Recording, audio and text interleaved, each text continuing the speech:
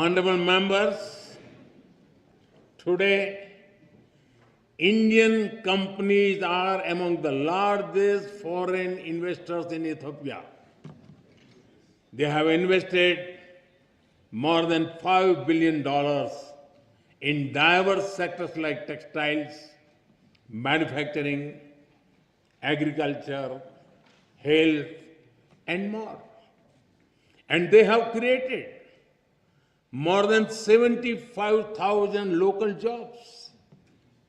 But I'm sure we can all agree our partnership has a lot more potential. That is why Prime Minister Dr. Abiy Ahmed and I took a big step forward yesterday. We have decided to elevate our bilateral relationship to the level of a strategic partnership.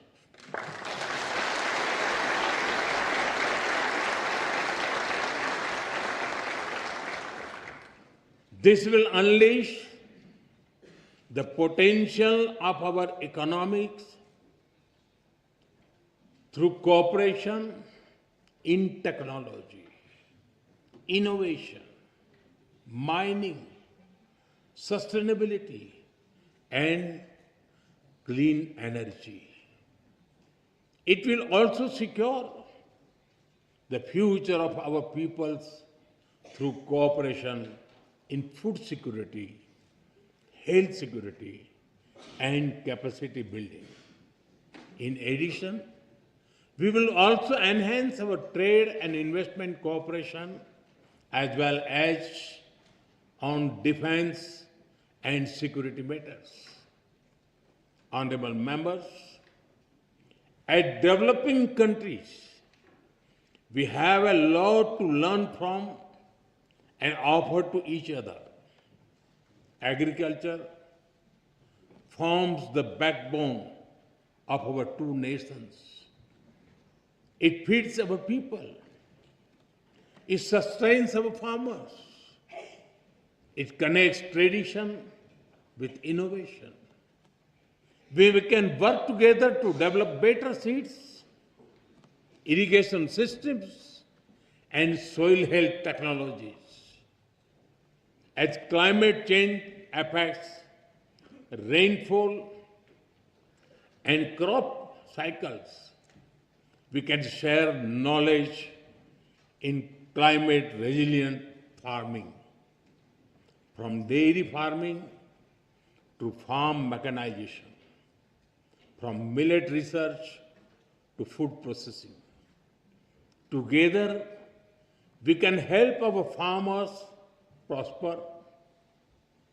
Honorable members, in India, we have built a robust digital public infrastructure. It has transformed the way we deliver services and how people access them. Today, every citizen in India can use technology for payments, for identity, and for government services. More than half of the world's real-time digital payments now happen in India. Welfare benefits worth over $500 billion have reached hundreds of millions of beneficiaries directly in their bank accounts without leakages or corruption. 3 times every year, nearly 100 million farmers receive financial assistance at the click of a button. As you roll out the Digital Ethiopia 2025 strategy, we are ready to share our expertise and our experience with Ethiopia.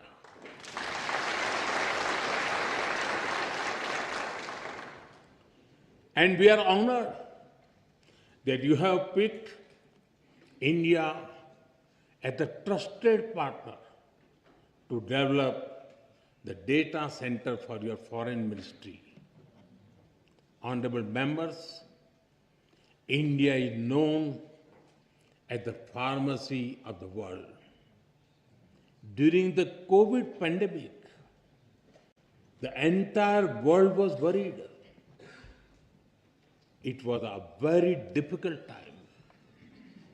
Despite limited resources, we consider it our sacred duty to humanity to do everything possible to help others.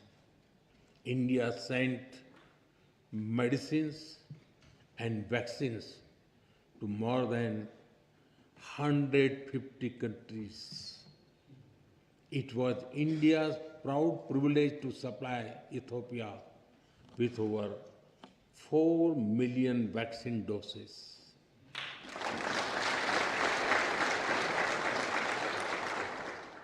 And our good fortune to do so in partnership with the WHO, led by Dr. Tedros, a proud son of Ethiopia, known in India as Tulsi Bhai.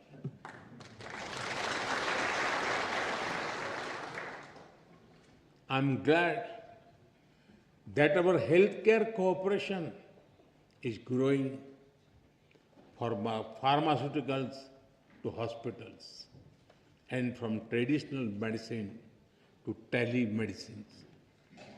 We are committed to strengthen our health security cooperation further, from provisioning of new equipment in hospitals to capacity building to healthcare professionals. Honorable members, Ethiopia sits at a crossroads of Africa. India stands at the heart of the Indian Ocean. We are natural partners in regional peace, security, and connectivity. Our commitment to mutual security becomes stronger with the signing of the Defense Cooperation Agreement earlier this year. This arrangement focuses on closer military cooperation.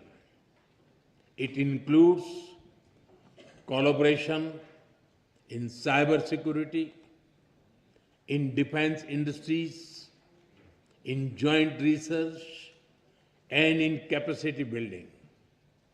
I take this opportunity to thank Ethiopia for your solidarity after the terrorist attack in India in Pahalgam in April.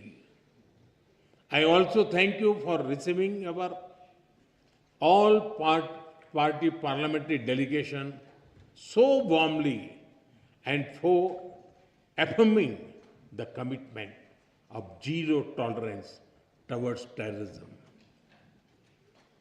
Honorable members,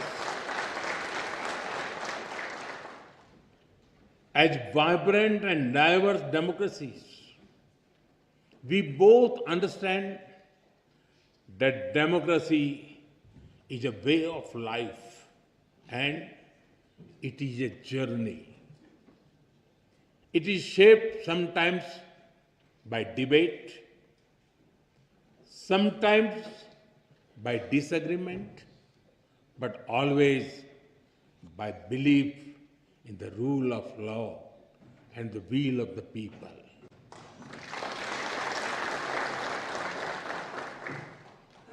Both our constitutions are reflects this spirit. India's constitution begins with the words, "We the people of India." Ethiopia's constitution begins with, We, the nations, nationalities, and people of Ethiopia, their message is the same. Our destiny is in our hands. This morning, I had the honor to lay a wreath at the Adwa Victory Monument. This monument is a timeless reminder of how Ethiopia's victory inspired the entire colonized world in its quest for dignity and freedom.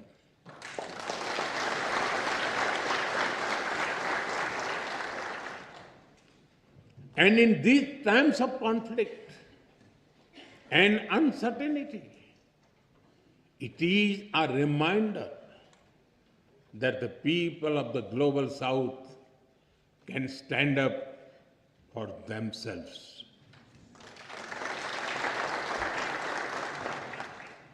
Honorable members, Mahatma Gandhi gave us the concept of trusteeship.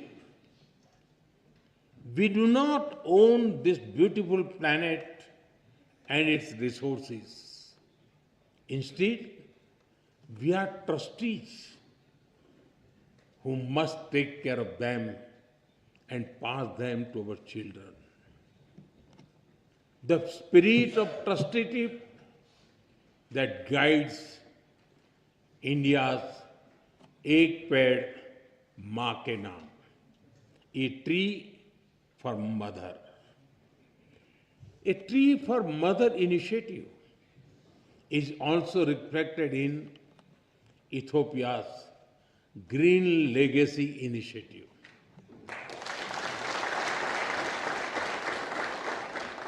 Both our nations believed in caring for Mother Earth. Both believe in giving back to nature. Together, let us work on renewable energy and green jobs. Let us work on disaster-resilient infrastructure and biofuels. And let us raise a strong voice for climate justice. India will be happy to support Ethiopia's effort to give a powerful voice to the global south at COP32 in 2027.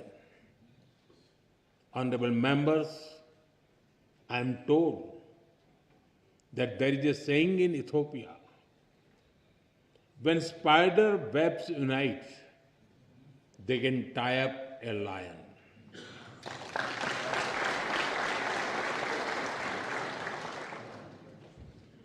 We too believe in India that मन मिले तो पर्वत भी रास्ता दे देते हैं. When hearts are united, even mountains give way.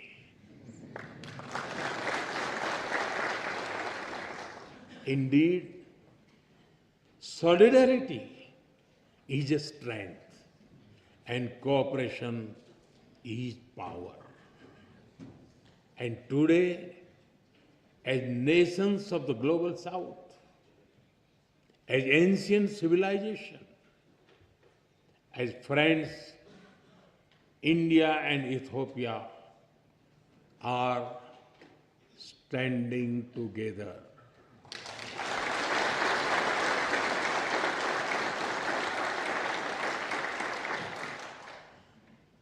We stand together as member of one family, and we work for a world that is more just, more equal, and more peaceful. It was here in Addis Ababa that the dreams of African unity found a home. I am told that Many streets of this wonderful city are even named after African countries. On the other side of the Indian Ocean, it was in New Delhi that India was honored to welcome the African Union as a permanent member of the G20.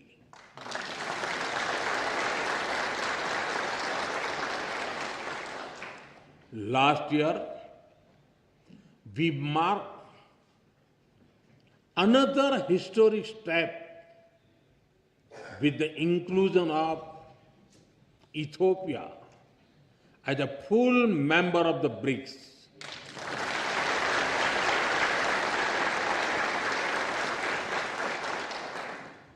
In fact, over the 11 years of my government, the connection between India and Africa has grown many-fold. During this period, we have exchanged more than 100 visits at the level of head of the states and governments.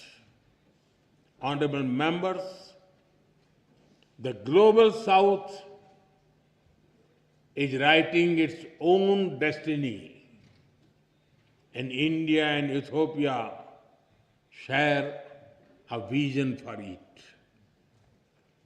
Our vision is of a world where the Global South rises not against anyone, but for everyone.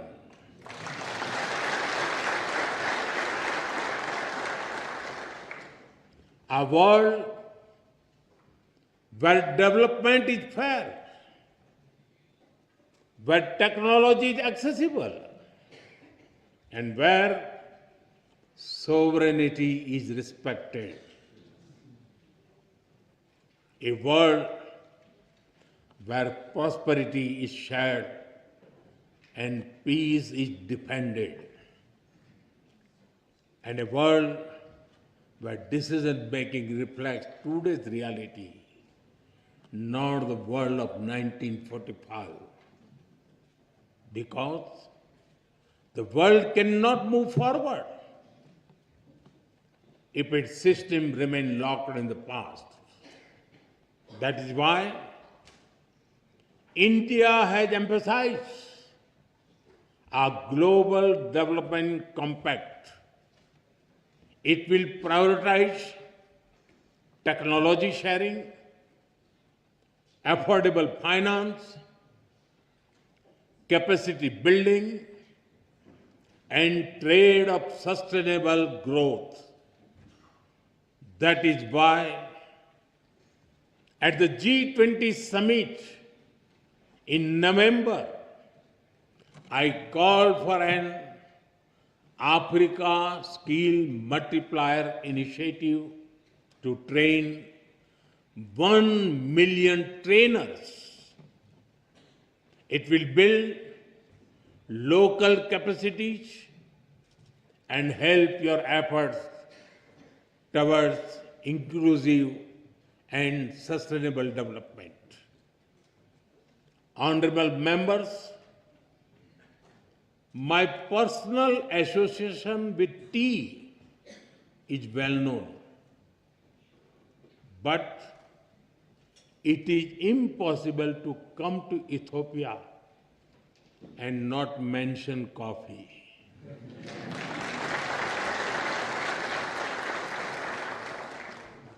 It is one of your greatest gifts to the world. In an Ethiopian coffee ceremony, people sit together, time slows down, and friendship deepens.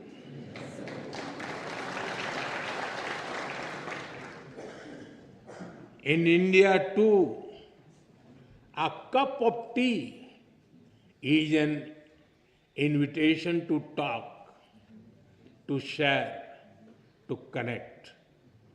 And just like Ethiopian coffee and Indian tea, our friendship is brewing strongest. Today, I stand before you among sisters and brothers with a deep sense of gratitude and bright hope for the future. The future is calling, and India and Ethiopia are ready to answer. Honorable members, as I conclude, I give you my word that we will work together as equals.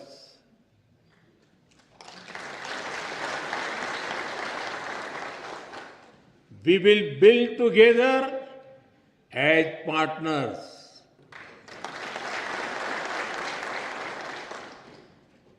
And we will succeed together as friends.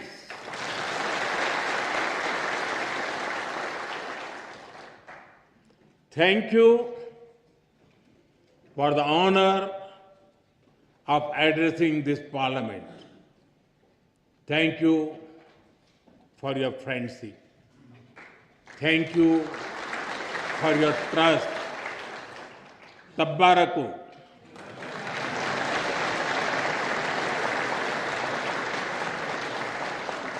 Dena hunnu. Am Sagnalo. Thank you.